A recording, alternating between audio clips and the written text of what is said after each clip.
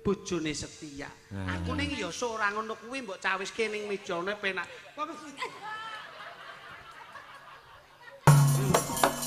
Ini pergiwo, ndak bopong pergiwo. Ayo pergiwo, maju toh bareng. Ayo, ndak bopong. Hei. Wah, pembleser.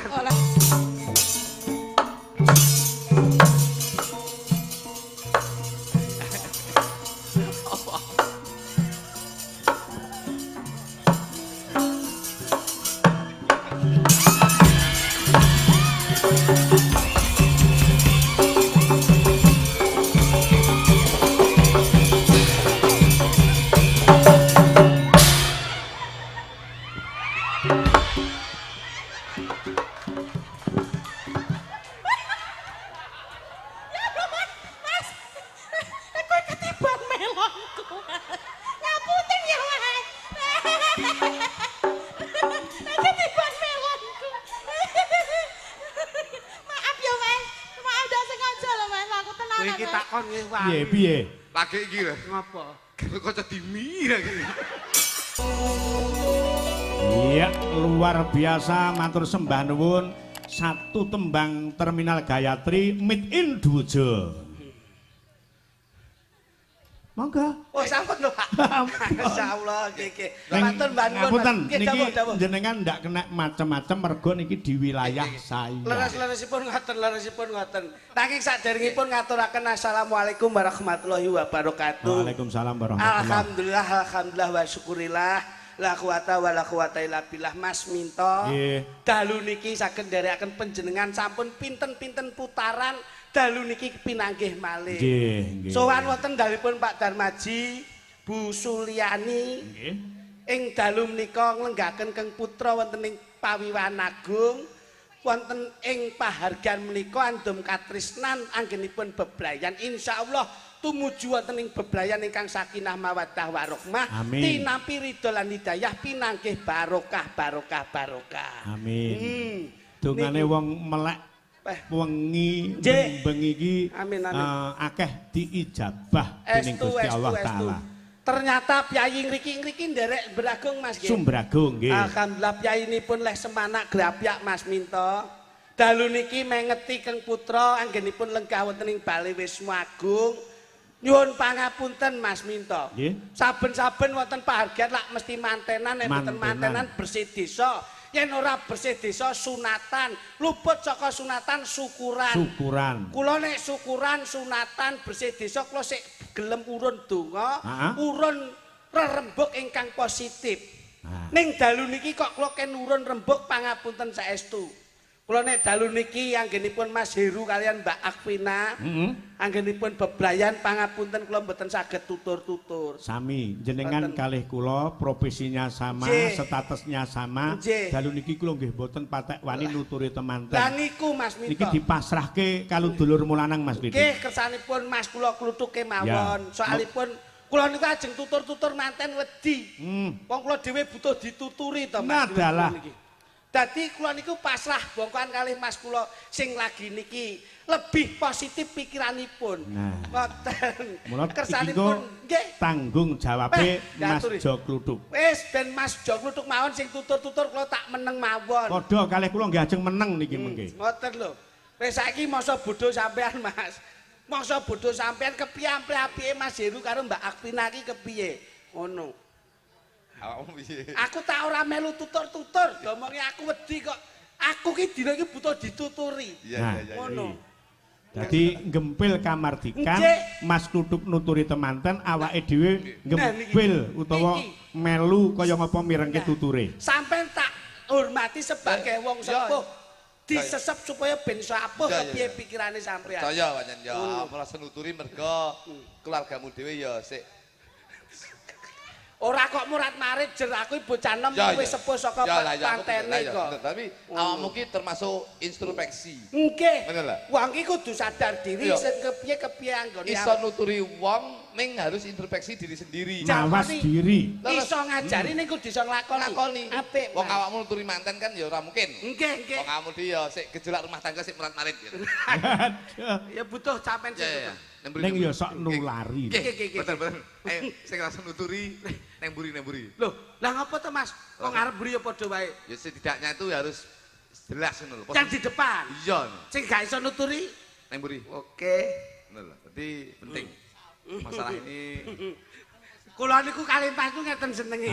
Saling menutupi dan melengkapi, Mas. Betul. Mboten kok congol-cumongol mboten. Dadi kula nek ora iso tutur-tutur nggih Mas kula sing nuturi. Panjenengan pun pasrah nggih Mas. Mergo rumangsa ngrumangsani enek sing luwih pinter, enek sing luwih sukses, enek sing luwih ngerti. Saestu, Pak, saestu. Mula nggih monggo Mas Jo ngluthuk. lho, kuwi nyapa ning ngarepe? Lho, Iso nuturi manten apa ora? mboten saged. Ora iso kok ning ngarep iki. Lah kudune. Neng buri. Lah ya ngono lho, wong ya aku ki aji. Ah, ya ngono. Alian gen. Sik toh. Lah sampean kok ya melu mubeng buri ngapa? Keluargaku ya murat-marit. Kowe iki ya sembrono kok iso. Pak Darmaji menika piyambakipun. Pak Darmaji menika.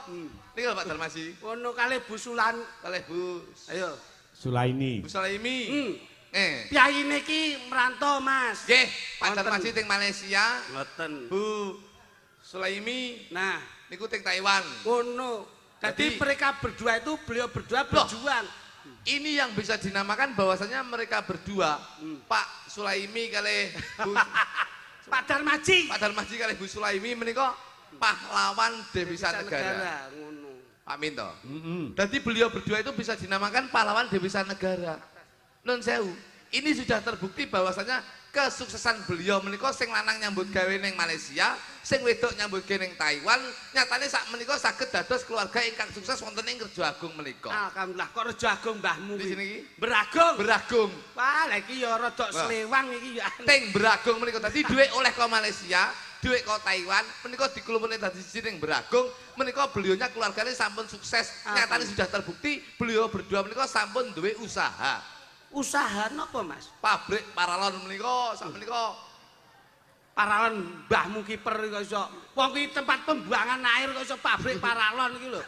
Wah, kowe iki jan mripate kok ndi-ndi kok, Mas? Dadi ngeten Pak Minto. Pak Minto. Manten berdua menika. Endi mantene iki lho? Kok manten berdua menika endi? Wong mantene di depan kuwi kok iso. Di mantene. Lah kuwi baguse kaya ngono putih kaya ngono kuwi jajali. Di. Burisan kuwi lho. Digital gundulmu. Ya ampun, Mas Heru iki lho. Wong mau wis jagongan ngono kok iso. Putih kuwi oleh lek sadurunge ndek bojo. Ning yen wis ndek bojo kudu ireng. Lho. Piye ta bocah iki kok iso? Sik. Ini harus diperjelas putih oleh sadurunge dadi manten. Ning lek wis dadi manten kudu ireng Pak Minto. Lah kok ngono? Lho kene putih ki biasane sadurunge dadi manten kuwi ndelik perawatan ki penting. Tapi sakwise dadi manten kudu bekerja keras nyambut gawe untuk menghidupi keluarga. Paribasane ora roh udan, ora roh panas. Ora roh awan, ora roh bengi. Kudu nyambut gawe. Paribasan adus keringet dilakoni. Adus keringet niku kudu dilakoni. Kudu ireng ya. Lho nggih lho, Bos. Bener. Loh. Biyen ibuke cah-cah ki penyawangku saurunge dadi manten ki putih. Putih. Bareng suwe-suwe kok ireng. Nah, ngoten lho. Pak Minto, Gini ku. malah kewalik. Eh? Biyen ibu Sri ki ireng. Heeh. Saiki putih. Sapa sing ngomong kuwi apa roh lek putih? Roh. Ireng. Mosok sesuk putenan lho. Kompokan moto ki urusan apa kok iso mangsane? Dadi ngono Pak Minto. Dadi manten ki nun sewu. Wong lek dadi manten wong lanang kuwi paribasane aja wedi awake reget. Aja wedi kesel, Aja wedi kesel, aja wedi elek, aja wedi awake reget. Ning misi dan visi kita nyambut gawe dienggo murakapi keluarga. Masya Allah. Berarti wandene kaya Kang Rama. Lho iya no. Pak Darmaji. Sampir sani Pak Darmaji nggih. Pak Darmaji sampir sani nggih. Nika lho piyayine senden ning mburi. Lah yo kae lho beliaunya dulu. Piyayine gede dhuwur. Gede dhuwur brikose kandel paribasan kaya wayang menika Gatot Kaca. Heeh. Pak Darmaji. Lho iya. Pindha Raden Anam Gatot Gatot Kaca. Ngambadir Gantara. Ngagem caping Basunanda. Kudan rakudanan Panas ra kepanasan. sebabe. Mergo ngiyup ning omah. Dadi Kok ngiyup ning omah iki lho kok. nyambut gawe ning proyek. Gitu. Pak Darmaji gitu. Pak Darmaji lho. Biyen Pak Darmaji ki putih. Pak Darmaji. Lho. Wah iya iya. Begitu, Kyayine tur ora sombong Ora lho. sombong. Biasane nek kagungan gawe iki mesti ning arep dhewe to. Malah ning mburi kok. Delik. Lho lho. Kuwi ndudone wong sing duwe jiwa adigang, adigung lan adiguna. Loh, Dadi ora Ora sombong. duduh-duduhne wong lek sukses kaya ngono kuwi. Masyaallah. Lho, Ning jero kaya ngono ya Loh, Mas grapyae. ora roh. Pripun? Mau aku teko ditokne kabeh. Masyaallah. Enek lek petang lodong. Loh, petang lodong. Petang lodong mek kripik tempe tok. Kuwi mok. Iki lho jane ngene iki lho. iki lho. Kowe iki kudune lak yo melu bangga wong ya apa-apa enek kok iso. Enek apa Wis ning ngarep. Sing ngalam petang lodong. Heeh. Nek mburi ki nek 6 lodong Pak Lah Tito. kuwi komplit neh. Kok komplit aku mek kerupuk iwak tok. Lah yo beda kok iso. Tapi hebat lho Pak Minto saiki. Hebate Loh, Pak Darmaji to. Nggih. Pak Darmaji menika nyambut gawe ning Malaysia, ibuke nyambut gawe ning Taiwan. Iki Piye, mung apa? Monggo mulyakne anak. Mulane ada kata-kata wong tua mesti mulyakne anak, ning ngurung mesti anak ki iso mulyakne wong tua. Wong tua siji iso Ngopeni nyukseske anak 5, ning ngurung mesti anak 5 iso ngopeni wong tua siji. Lah kuwi lho sing kudu digut. Loh, gocek iki ngono. penting lho, kata-kata iki penting. wong tuwa Wong tua iso siji. mulyakne anak Ning ning urung anak- mesti iso mulyakne wong tua. Sapa sing ngomong? Sing ngomong Pripun, sapa? Kula Kata-kata bijak lho Mas. Lho, anak ki iso mulyakne wong tuwa lho. kok saged Proses pembuatan anak kuwi wis mulyake wong tuwa lho. proses. Ayo. Oh iya. Penak lan mboten penak niku gumantung atinipun, Nah, Pak. kuwi ning awake Mboten. dhewe-dhewe. Tegese menika kula ngendikan matur ingkang kados mekaten menika. Ngendikan ya matur. Matur. Contohmu mbok wis ngomong Loh, ngono wae. iki jelas lho. Rungokno. So jenenge anake jenenge apa? Mas Heru. Ru. Heru. Gedhi kono kowe engko tonyo ndasmu bar kowe. Gede oleh tapi pengalaman dalam hidup berumah tangga ki oleh sampai aku. Lah Mas Heru ki jam terbange kok ngendi-ngendi kok. Jam terbangnya apane lho? Lah sampean Jam dinding aku 6 aku ning. jam terbang ki pengalaman ki lho. Ngono. Sampan kudu iso mulyakne wong tuwa. Mula Pak Darmaji Bu Suliani. Kuwi kudu mbok mulyakne. Putrane Pak Darmaji sapa? Nggih, Mas Heru. Mulyakne wong tuamu. Hmm. Apa meneh mulyakne wong tuamu wedok. Insyaallah kuwi iso membina rumah tangga sing sakinah mawaddah barokah. Nah, Kuwi iki lho, lho. Mas, kuwi lho, Ki Mas. mesti ngerti mergo paugrane kesuksesane anak ki gumantung ning wong tuwa Wong tuwa wadon. wadon. Mula yen kepengin sukses angger nyambut gawe lak mesti ridone wong tua, Pak. Iya. Nggih to? Iya. Mesti dilangkai. Mas Kluthuk niku angger budal nyambut gawe. Aku jenenge kok dilangkai. Aku mesti dilangkai kalau diuyui ya. Dilangkai iki dongane wong tua ki Pas lho. ngelangkai anyang-anyangan lho aku ngono. Lak lenggahe wonten mriki. Nyambut damel wonten Malaysia kalian Ah. Taiwan. Jadi ngono, Pak? Ki nek dijikuk saka Malaysia karo Taiwan. Kuwi tembunge iso mata. Mata. Dadi sing lanang nyambut ning Malaysia, sing wedok nyambut ning Taiwan. Taiwan. Itu lek kita bisa menyatukan kata-kata itu mata. Maki Malaysia, iki Taiwan. Taiwan. Jadi saya bisa menghimbau nuturi teman-teman lanang karo wedok, mata ki cinta itu dari pandangan pertama dari mata, akhirnya timbul di hati dan nanti akan membina rumah tangga sehidup semati. Masya Allah. Loh, iki wis pitutur lho Pak Minto. Iya. Dadi wong wedok karo wong lanang, bapak karo ibu iki nyambut ning Malaysia karo ning Taiwan, kuwi saka mata mlebu ning ati, akhirnya bisa membina rumah tangga sehidup semati. Dadi rumah tanggamu Ru, iki kudu sehidup semati. Lah, wondene metu siji, Metu bareng, maem siji, mangan bareng, dolan siji, dolan bareng, turu siji, turu bareng. adus siji. Dewi. Lho kok ora bareng? Kula adus bareng ya kongseng jenenge cilik, watak delok cilik mau jenenge. Cilik. Oh, iya. Dadi penting Pak Minto ngoten niku. Tane, Loh, ta itu apa? ta ki wis tegese tanggung jawab. Tanggung jawabe wong lanang apa, tanggung jawabe wong wedok apa. Wong lanang nyambut gawe, wong wedok mempersiapkan apa yang menjadi kebutuhannya wong lanang. Nggih. Heru nyambut gawe golek pangupaya jiwa dienggo nguripi keluargane, sing wedok ya tanggung jawab piye pamrih wong lanang ki seneng. Wong wedok Mbak Afina. Mbak sapa? Mbak Afina. Mbak Twina, Nggih. bojomu ndi to, Ru? Lah kene ning sandinge kae to. Kok tuwek mana bojone mu? Mripatmu kae. Wi bae, putuk bae wis gedeng ngene ya. Lah kowe yo teko aku. Lah kowe dadak nyuruh nyambut andinge kuwi. Lah wong sing sandinge make kok iso mbok budek. Jadi mengingat seorang laki sebagai saka guruning Tuh. keluarga, Nggih. mula lek nyambut gawe duwe kaya kudu biuk ketubyuk Biuk, diwehne Pak. sing wedok. Nggih. Nah, iki. Contohi kaya kula Pak Minto. Heeh. Dadi kula niku nang sewu, bojomu ndi, Ru? Bojomu ndi? Bojone turu persiapan Salah. Engko bengi iki arena dan juara ya kok iso. Arep dadi juara piye mburi jenang tok ya. Oh no, ayo. Ngene, Ru. Kel. Heru lho. Wong wedok ki kuncine siji ben bahagia.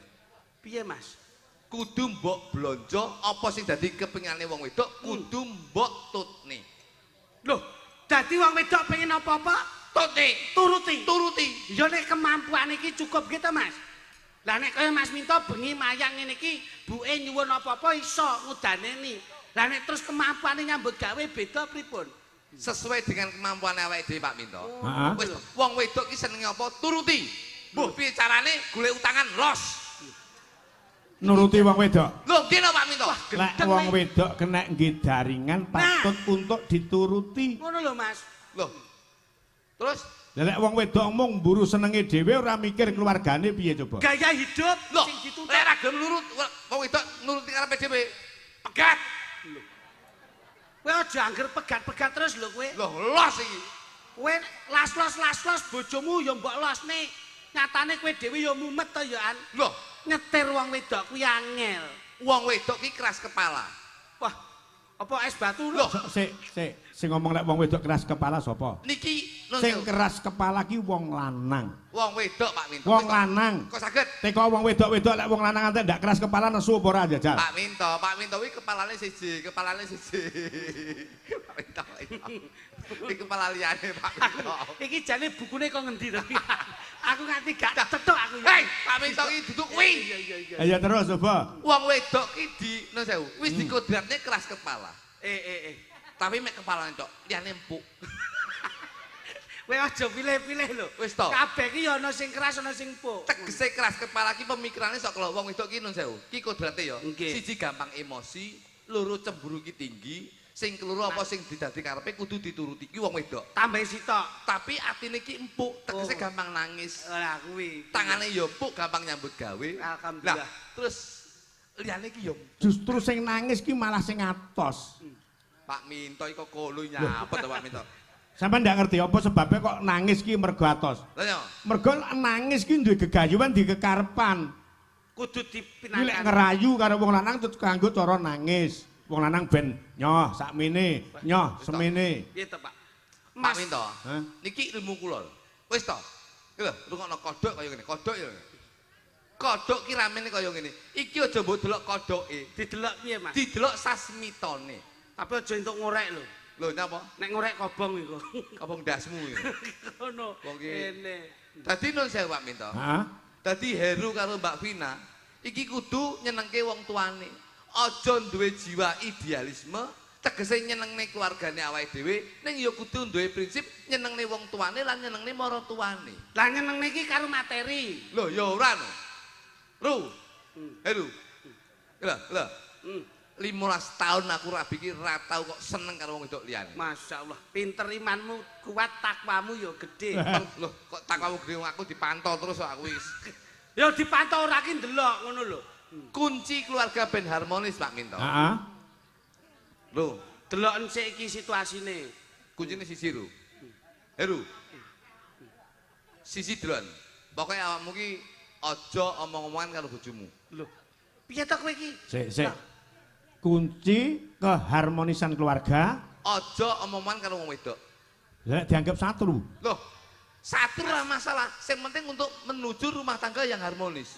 Di kalangan masyarakat terus ndak oleh omong karo bojo, terus nganggo sasmita piye lek jelas diarani wong padu. Ndak rukun. Piyayi sakmene mbane iki duwe bojo kuwi nun Wes. sewu lho. Wong mantu ki goleke teman turu anake lho. Mas Heru maune ijen, njur saiki kagungan garwa ki karepe ben enek kanca komunikasi. Golek omong-omongan, ki wong wedok sekolah dijak omongan, kuwi mesti ngudat-ngudat perkara liyane. Wah, kuwi ngawur kowe nek Mas Heru mboten e. Sik ben dijlentrehke kok kudu ndak omong-omongan neng-nengan ki piye? Kula mbiyen iki membina rumah tangga ki 2 tahun, ki kerep omong-omongan, ki malah kerep geger. Loh, Tapi setelah aku goleki apa terus menjadi kunci gegerku karo bojoku, Oke. ternyata komunikasi. omong-omongan. Omong-omongan. Tapi setelah aku ra omong-omongan, ki malah harmonis sampai saya. Aman. Malah Oh aman, iya, Pak Minto. pancen sing apik iki pancen yo meneng-menengan. Meneng-menengan. Oh iya, terus. Ngoten. Dadi lek enek apa-apa, kuwi gawe metode yang lainnya. Bahasa. Bahasa. Contone, Dalam apa-apa ya digambar. Heru iki mau pengen apa-apa iki? Digambar. Sing gambar sapa? Sing lanang. Sing lanang apa sing Sing wedok? lanang. Loh. Pomo Heru pengen lunga metu. Lunga metu lho ya biasa no. Gambar kunci. Lho, berarti Mas Heru arepe lunga njaluk kunci sepeda motor. Mbak Pina ngerti? Ngerti no. Lho, Bojoku mbiyen ya ngono ngerti. ya mbok gambar Tak ngono. gambar ngono. Masyaallah. Pamane Mas Heru nyuwun pamane. Makan yo gambar piring karo sendok. Mbak Pina ngerti. Langsung bojoku paham yen aku ki njaluk mangan. Lho. Njaluk Mimi. Mimi tak gambar gelas. Lho. Ngerti ngono. Paham lho bojoku. Njaluk wedang susu no. Wis tak gambar gelas terus kene andinge bunder-bunder nik-nik ngono. Ngapa kok bunter-bunter Lah ning? nyapa tak cari susu. Sik. Terus umpama sampean arep njaluk adus piye? Adus tak gambar siduk Pak Minto. Mesti bojoku langsung sprundul njuk anduk. Oh. Ngoten niku kula. Ah nek kangen hubungan. Nah, Terus pengen kumpul ngene iki, malam pertama kowe mbiyen piye jae? lek pengen mangan, kuwi tak gambar piring karo sendok. Ngerti ya? Paham bojoku. Lah nek Mimi. Gelas. Lah nek terus kangen pengen Terus- kumpul. Mesti tak adus ya. Kuwi tak gambar siduk, ngono aku mesti arepe adus. Oh. Bojoku paham. Malam Jumat ngene iki. Ya. Sunah Rasul ibadah. Nah, ngene iki nek arepe nyambut gawe ya. Heeh. Aku mesti tak gambar kunci ngono bojoku mesti nyepakne mobil aku. Lho. Ngono. Paham ya? Paham lho. Sing tak takokke ora kuwi lho. Apa? Nek kepengin hubungan suami istri kuwi lho. Lehmu gambar piye? Apa kuwi? Lho. kok Sik teko kok aku ndak kuwi ngerti lho. pitakone adimu iki. Pak Minto. Lek arep lanang wedok ngono lho. Nah, ngono lho. Lah, kuwi to, cis lho, cis. Cis ki apa kok iso? Cis tipis-tipis. Maksudnya kuwi ya hubungan ngono kuwi. Kuwi tak gambar. Lah kabeh mbok gambar kok. Kuwi tak gambar. Piye, Mas? Tak gambar kurungan terus lawange buka. Lho, Ngono Pak Minto. sik kok ora padha karo nek maem karo lek Lho ya beda no njaluke kuwi yo. Dadi tak gambar kurungan karo lawange buka. Lah nyapa kok ming hubungan lawange buka karo kurungan. Kuwi berarti manuke wayahe mlebu. Ngono lho. Dadi Wo Sasmita. Lek bojomu ora tanggap. terus Lah coba lek bojomu ndak ngerti. ora tanggap. Ora tanggap. Kuwi tak gawe gerak tubuh. Lho. Gerak tubuh piye? Loh, nggih dengan gerak tubuh lho Pak Minto. Terus contone jajal piye? Njaluk apa?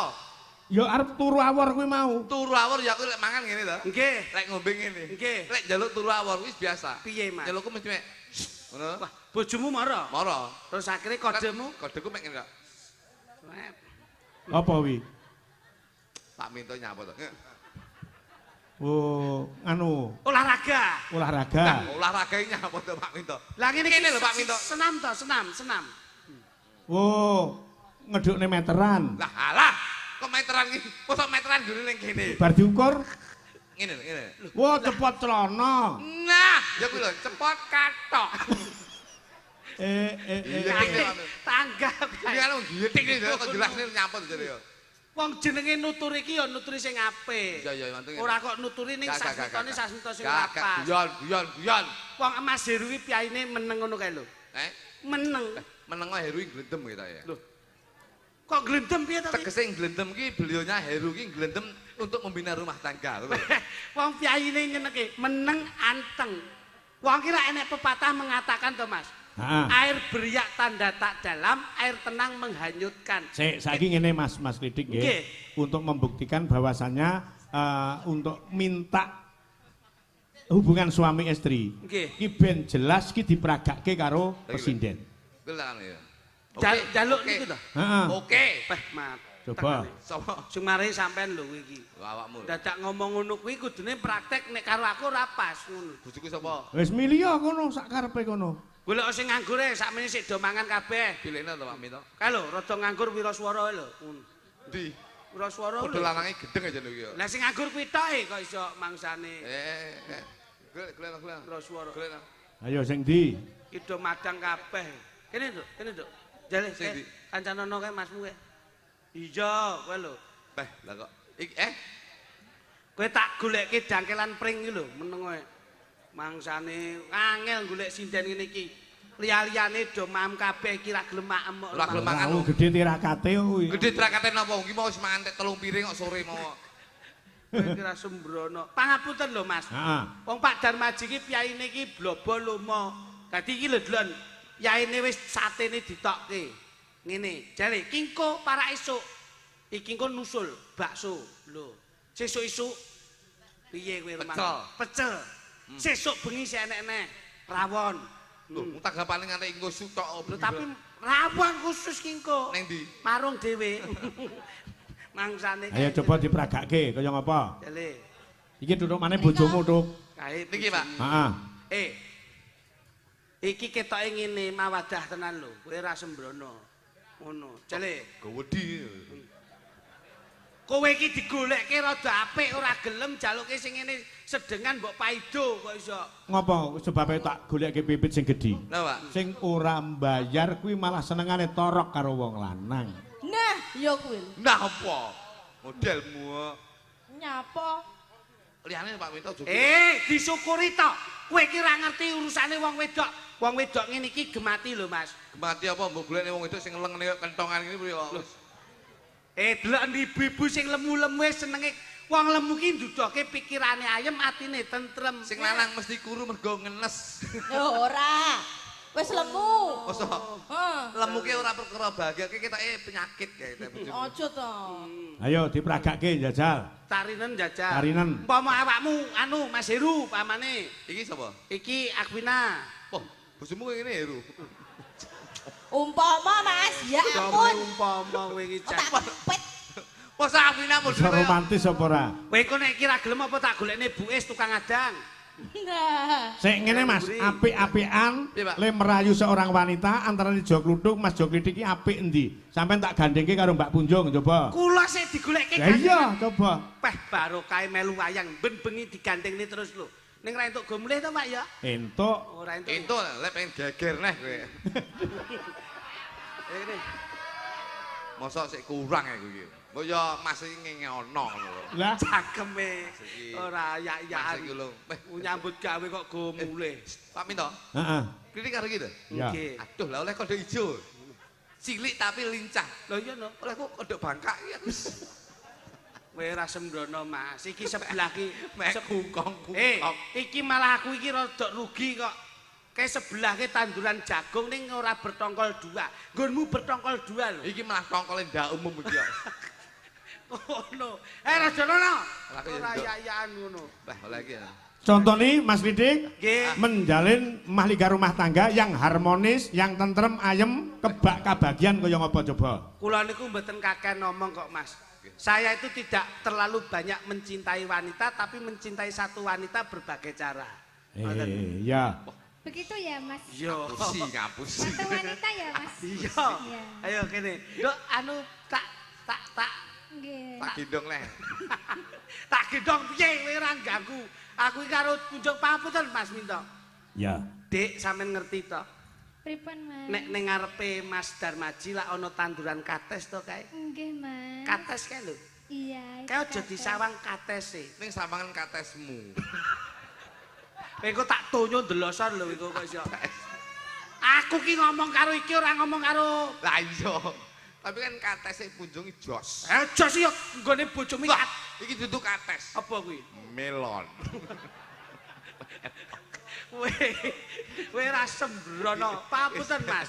Ngerti to nduk kae apa nduk? Kates Mas. Kates. Nggih. Kates kae saka tembunge ka karo tes. Nggih. Kaki karepmu aja nganti mandek, tes ki tegese apa wae sing dilakoni kudu dites dhisik. Aja kemrungsung, grusak-grusu keburu nafsu. Oh, layakno jenengan kok tukang ngetes to Mas. Lah iya kuwi. Mula kabeh kudu dites dhisik. Dadi kowe kudu Ya, siap LP dites. ngono. Dadi kuwi sik kates, Nduk. Kowe ngerti sebelahe kae ngarepe apa, Nduk? Jagung. Mas. Jagung. Jaganen atimu aja nganti bingung. Mula awake dhewe wong bebrayan kaya Mas Heru karo Mbak Pina, kuwi dijaga atine aja nganti bingung, aja noleh nengen, aja noleh ngiwa, sawangen ning ngarep aja nyawang mburi. Kados panjenengan nggih. Kaya Mas. ngono diajeng. Ngono. Yen kowe Aja tak kasar-kasar yen to. kowe tak ibaratne paralon, Nduk. Hah? Paralon. Dadi wetengmu gedhi tak cepaki sapi teng sing ombo. Ya ta, mesti elek kowe ra. Lah bojomu kok pokoke sapi pen. Paralon kuwi saka arti paki paringono tresnamu lan tresnaku tetep nyawiji. Raki tegese ra ana wanita sing tak tresnani kejaba mung kowe. Lon ki lon. Kowe ben bengi mesti tak keloni. Lon ki alon-alon. Dadi aja gemrungsung tetep alon-alon membina rumah tangga ya, Nduk ya. Oh, ngono ya, Mas. Ya, wah gawedine. Demen aku. Mas, Demen palaku ngono ya. Aku Palaku. Demen palaku. Lah mau lho, tok rayu malah demen aku. iki jane wong wedok wong manol iki waket. Lah aku demen kok. Ya demen tapi aja nginang ngene kaya. Lah wong sing wedok agresif Karo ora. bojone kan. Bojo ya Mas Minto. Jarene kan agresif. Bojo ya bojo tapi gerakmu iki aja kaya ngono iki kaya bar ngombe jamu galen ngosek kowe iki. Piye ngene? Nah ngono lho. Mingkup. Alah kon tetep kempit nyapa to jane lho. Nyapa? Lah piye? Nah biasa ngono lho. Kowe ra iso mingkup wong pupune gegeden kok iso. Mbok kon mingkup ya Dik ya. Niki lho Mas Minto. Bocah niku sing klasik niku nggih ngeten niki. Klasik niki. Klasik kaya motor. Loh, kepiye to sam wong ki luwih becik. Klasik bojomu lek bojoku iki herek. Lho, Kok erek kepiye to? kenalpane kudu Hei, blong. bojoku ya halus badhe dahar napa Mas Joklidik menika sampun cemawis badhe ngersakaken sirah monggo. Halus bojoku. Penake bojo ngeten iki lho Pak Minto. Sing rada kasar. Ngapa? Kowe golek halus lek pas mangan. Kon nyontoni iki kasare bojone coba. Loh, bojoku lho iki kasar. Kowe lek mbok golek bojo halus nun sewu. Kowe lek pas ning Surabaya ning kota besar nyabrang malah bahaya. Penak bojo sing kasar ngene iki. Piye? Loh, ayo Mas kalau dalane sepi kiwa tengen sepi. Ayo kita nyabrang, ayo nyabrang ndi. Penak. Bojo halus ayo bahaya. Piye? Kaya ngapa? Tengen lho, enek pikem. Aduh. Lho, mlaku klunu urung teko nggon tabrak pikep bongko kowe. Ya ta, nek lak seneng karo dulur ngeten iki. Iya, Pak. Lho nek sok lairne Nyawa. halus bojoku timbang bojomu. Kaya apa? Lah iki iso nek umpama nuntun putune, ayo nduk istighfar, nduk nyebut asmaning Gusti. Kuwi lho, sirahe jabang bayi wis ketok tungul-tungul, nampil napas, ngunjal ambekan. Kuwi lho nduk alus metu punang jabang bayi gangsar. Kasar. Ayo lah nek bojomu kasar piye? Ndang mekokok, ngono piye kowe? Aku lho wis molo-molo kuwi lho. Ayo Mas. Mbok golek pas kuwi Pak Minto. Jajal pas tanggamu kobongan. Piye? Loh, lha lek penak bojoku. Kalau omahe Pak Minto kobongan, ayo kita golek banyu. Ndang disiram gujuk-gujuk yang mampet. Kena bojomu lho. Piye Mas? Loh. Apa kayak kedul. Ora enak ya. Urung teko nggon omahe entek. Wis ra gagas. Mas pelokmu Mas, pelok Mas. Sekarang ini ya. Mas, Dalem. ketika kamu memegang tanganku, apakah ada yang marah, Mas? Yen nesuwi sarana kanggo nduduhke rasa tresna. Mekaten. Ya, apa wae sing tak lakoni ora ana siku dendaning Jawa to. Kabeh wis ditata. Sekarang sudah tidak marah-marah ya, Mas? Ora ana. Mergo wis kena lantai kelapson. Wah, Ya ora kok iso. Coba. Kekarane wong akrambi romantis. tutu bondo tutu rupa. Kowe ngerti iki sing ditabuh jenenge apa, Nduk? Gender, Mas. Gender ki tegen olehmu sesender marang kersaning Gusti Allah Subhanahu wa taala. Oh, mekaten. Sandinge ki apa, Nduk? Slentem.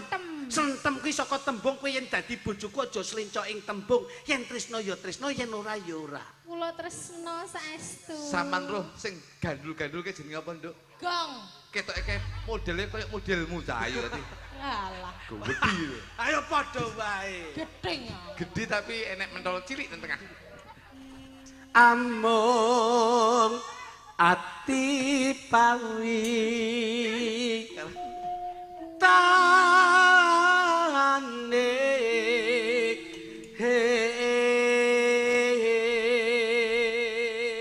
Wah, romantis. Kayak iso apa ora kasing sisih lor kae. Sakit Pak Minto. Aku rayunan, Mas. Nah, Sayang. rayunan. Iya, sayang. Pipit, Iya. apa bedamu sampean karo salon cahayu? Enggak aruh, Mas. Apa, Mas? Kita enek bedane. Nyampur aja genset. Mengecewakan. Enggak kok mengecewakan kok. Kon dulang bit ben ketok sayang bit. Dagelane nek klambine kaya Dulangan, Bit, dulangan, Bit. ngono kuwi. Ngono. Sing didulangi apa sarana apa-apa entek kabeh Pak Minto. Lah kuwi. Nah, Tak buktikan dulang ya, Mas ya. lek memang sampean iki harmonis dalam keluarga. Aja kalah karo keluargane Jokritik. Nah, nggih Pak Minto. Tak dulang ya, Mas. Iya iya. Aku suwi enelek 6 tahun rambut dulang, Nduk. Ndek ngenani mbok dulang malah. Ndek sayu. Mosok mangan tenan iki. Alah, alah. Apa kuwi ora gizi ora vitamin blas. Lah wong didulang turane wong. Didulang turane sinda-sinda. Didulang turane wong lekmu seneng. Loh, ya Allah. Bras. Ngono mbok pamerne. Nyepres, Mas. Nyepres. Aja mbok buak, biasane tisune kuwi mambu siti ya dipangan lho. Ngono. Diangkrek. Nyapa? Lombok tok. Lah wong setiae ngono kuwi. Ngombe ya, Mas. Aja kaget. Ngombe ya, Mas. Mimi, ya? mimi. Mimi. Mas. Mimi, anu aja kuwi to, Pit nyapa. Sing ndi? Lah langsung nang ngene kemasane kuwi. Mimi ya, Mas. Alon-alon ya, Mas. Nek Mimi ya, Mas ya. Nyapa to sing iki? Lah sing ndi? Kuwi yo. Engko sing kuwi engko. Mimi sik. Jan setia tenane bojone. Bojone setia Oh, tenan. setia. Setia. Bojone setia. Iki Mimi plus masuk angin. Ya. Setia lho. Ayo, nah Pit sik ngelak Pit. Sik ngelak. Tas sik ngelak. Sik ngelak. Ya, sik tak bukane, Mas. Gak apa-apa. Bojone setia. Nah. Aku ning ya ora ngono kuwi mbok cawiske ning mejane penak. Sekali-sekali rap karo tekpun kakang. Aku gak mangan ning raiku pedes. Jakre. Iki jane banyolan opo nek. Iki dulang Lombok tok. Lah wong iki ngajak raiku ben kowe dangan. Kowe yo ngono mbok dulang mie paling pedes. Mbok Gak kowe ngerti banyu. lane lomboke lho, Mas. Ora ngerti apa? Umus diomongi Lombok tok wit ngono. Ayo ditutukke Mas Ludung. Suamiku. Luput. Sik. Suamiku sedang anu lho. Matengane komoto barang. Mas kok mesakne. Kowe bar mangan pedes ya iso mbok semprotke ning kancane iki lho. Oh, alah. Wis ora melu mangan mine. Mine bojomu enak ra? Loh, Mine bojomu enak. karek telu. Rontok apa piye? Mas. Kok ero? Ora kok rontok ning dingengei. Luput pisan kena pisan. Suarane jan arum serak-serak klomoh. Yen gampang luwe gampang. Nah, untuk mepet dirangkul. Ndak cakep ngono ya. Jan kaya Mas Ludung, Dalem Pak Minto. arep ngawinke kebon yang endi? Niki mesti dikawinke kula suntik. Mas aku gendong, Mas. Gendong. lah nek perkara kuwi aku engko sik. Nek kowe gandeng Oh. tak turuti rene. Oh. Kowe pengen gendong to? Gendong. Gendong sisih ngarep apa mburi, kiwa apa tengen? Sisi ngarep madem buri. Ngarep madem buri. Marep. Madem buri. Lho, lah kuwi lak ya terjadi 2-2-0 karo 1-1-0 no kuwi. Apa kuwi? Ayo konslet no.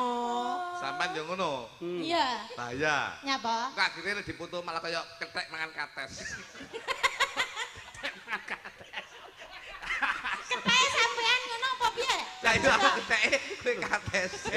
Lah nek aku lho luput pisan kena pisan diajeng pergiwa manuta marang pun kakang diajeng pergiwa Nggih, Kang Mas. yen menawa katresnanku mung kowe ra ana liya diajeng pergiwa Aku nyuwun pangku. apa kowe njaluk tak pangku kaya ngene bukti katresnanku pergiwa ayo pergiwa Sugriwa. pergiwa Pergiwa lek cilik gedhi Sugriwa. Kuwi kethek oh, Mas. Oh alah. ayo jajali pergiwa kaya aku kok kene lho wah iki jan Iki Sugriwa iki. luput pisan kena pisan yen gampang luwe gampang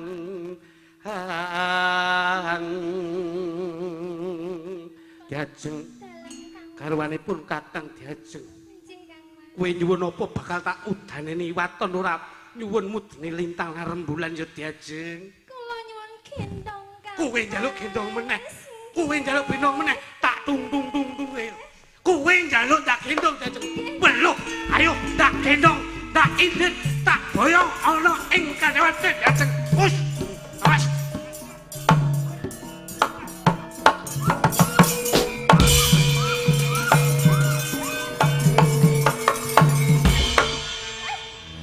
Wis Rame lek Pit. ngono. Sampak langsung dijak ngono. Melek tapi musuhe kethek niki napa saged? Pergiwo. Hei, suarane gedhi Pergiwo. Garwanipun Kakang Pergiwo. Pergiwo. Garwanipun Kakang Pergiwo. Kowe nyuwun apa Pergiwo ning aja nyuwun lintang mudun lintang lan rembulan Diajeng. Pergiwo garwanipun Lakang Pergiwo. Kakang. Kakang kok lakang. Aku muni apa? Lakang. Sapa sing ngomong muni Lakang? Jenengan lho. Kakang. Lah mau muni lakang lho. Bapakmu ngono lho. Sampean mau lho. Aku muni apa? Lakang. Lah iya. Lah iya. Ha. Kok lah iya? Baleni. Pergiwo garwanipun Lakang Pergiwo. Galipun lakang Pergiwo. Kakang. Lah ya kakang pertamaku sisi ning lakang lho. Kowe nyuwun apa Pergiwo? Kula nyuwun dipondhong Kang Mas. Belum. Kok lho iki kepiye? Tak udaneni Diajeng. Udan lindasmu ya. Napa? Enggak kuat ngebos-bos. Lho.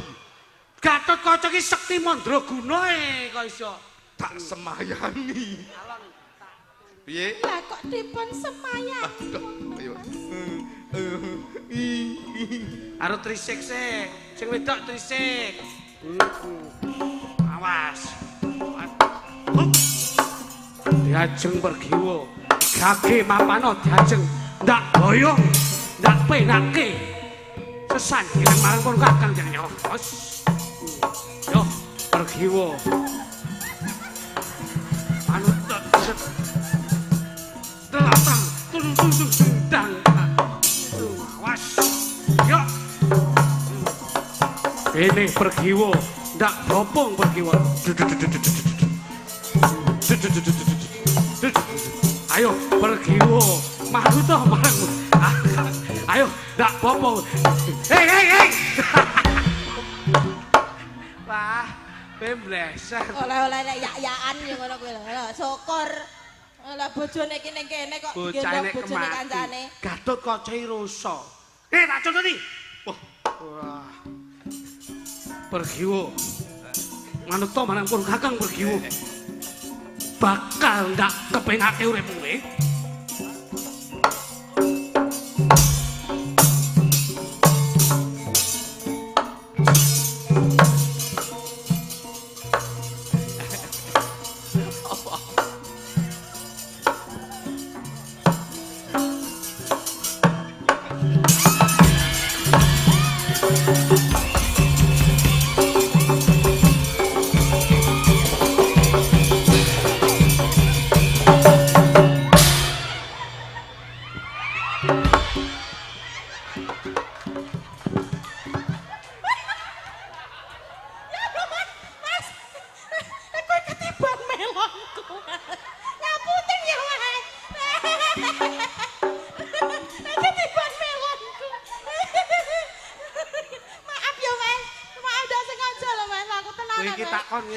Piye? Lagi iki lho. Ngapa? Kok dimi lagi. Takone lagi. Malah mbok junjung ra karo-karo. Begitu cebol langsung. Lul. Oke mapan ayo anak. Ya jenenge wong entuk iya ngono. Entuk ya entuk mosok karo kocok nek setanting lagi iki. Oh kudune mbopong ya ora ngono kuwi kok iso. Ayo terusno Diajeng. Aku tak menggeh. Wah, sapi denge sakmu gedine. Wah, kowe kiwa to? Heeh. Aku tengen pas padha tengahe. Pupune kok guling. Kuwi cara kapuk nu super. Ah, saiki nembang bareng, Mas. Lah niki dereng bar kok niki. Urung bar. Dereng sik ben dirampunge mengke bablaske. Belok barak. Lintang Samara. Yen angel. Mau. Maaf lho, Mas. Maaf apa? Maafkan aku. Maaf. Aku iki Garut Kaca lho. Wis, Alah padikmu penak ayo ana. penak gundulmu iki. Mosok Garut Kaca mek kiwa tok. Yo, Kurang wit, kurang. Wit, Kurang. sing tengen wehno pisan. Hei, sing tengene cek segelan. Kuwi tulisane SNI. Angel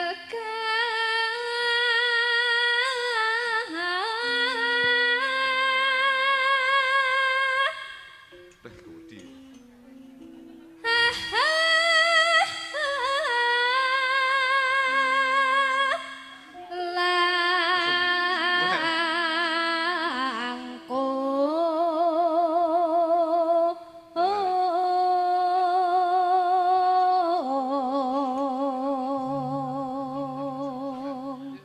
Tan kenoti numbas harata